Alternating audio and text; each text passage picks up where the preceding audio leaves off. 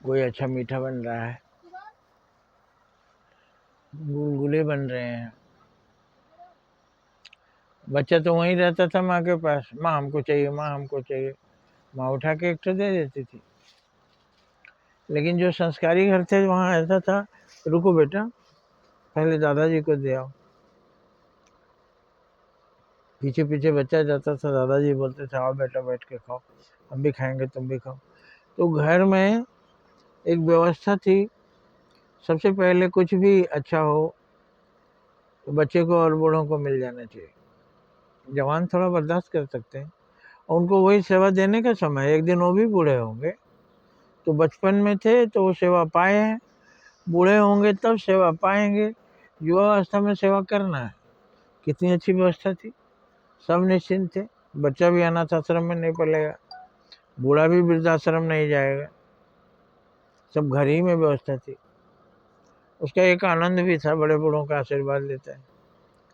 उनके पास सबसे बड़ी दौलत, लोग सोचते हैं कि माँ बाप का जो पैसा है वो ले लो और माँ बाप को बाहर कर दो। पहले गांव में लोग थे, सब एक दूसरे का देखते थे, इसलिए ऐसे नमक हरामों को गांव के लोग जूते मारते थे।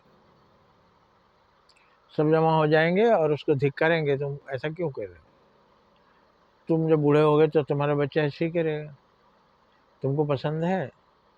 लेकिन यहाँ आजकल कोई किसी को कुछ बोलता ही नहीं। कौन जाएगा बोलने उसके लिए, कौन अपना दुश्मन बनाएगा किसी को। तो आप एक बार करते हैं युवा अवस्था में, बुढ़ापे में भी आपको उसका ब्याज मिलेगा, और बचपन में मिला ही है। आप बड़े ही हुए, दूसरा किसी ने आपको पाला। उसके बाद जब युवा हो गए तो आप पालिए, अपने बच्चों को भी पालिए और अपने माँ बाप को भी पालिए। बच्चों को तो पालते हैं, उनसे मोहब्बत है, वो उनका खून है। लेकिन जिसका वो खून है वो उन्हें याद नहीं रहता। जो बहुएं हैं उन्हें भी सोचना चाहिए, राजा जनक की तरह समझाना चाहिए लड़कियों के माँ बाप को। राजा जनक ने कहा था, बेटी लड़की के दो माँ बाप होते हैं, एक विवाह से पहले, दूसरे विवाह के बाद। तुम अपने सास ससुर को सास ससुर कभी न समझना, न कहना, वो तुम्हारे माँ पिताजी हैं। तो वो माँ बोलती थी, और कौशल्या माता सीता को बेटी ही कहकर बुलाती थी। पुराने ज़माने के लोग मूर्ख थे, आजकल ज़्यादा पढ़े लिखे एडवांस लोग हैं, जानते ही नहीं कि रिश्ता कैसे जोड़ा जाता है।